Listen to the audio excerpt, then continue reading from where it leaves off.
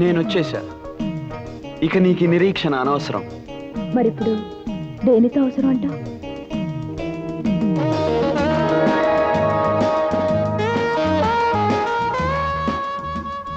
ఆ ఒక్కటి అడక్కు. తప్పే ఉంది. త్వరలో ఎలాగో నీకు నాకు పెళ్ళంట. అలా జరగాలని నా అభిలాష. కానీ పెద్దలు ఎవ్వరూ మన పెళ్ళి ఆపలేరు. It's a challenge. రాము, ఎప్పుడు నువ్వు రావడానికి కొంచెం ముందు విజులు అనిపిస్తుంది, మనిషి కనిపించవు. ఎందుకలా? చూడు జానకి, మన పరిచయం అయినప్పటి నుంచి ఇప్పటికీ 1330 సార్లు కలుసుకున్నాం. ప్రతిసారి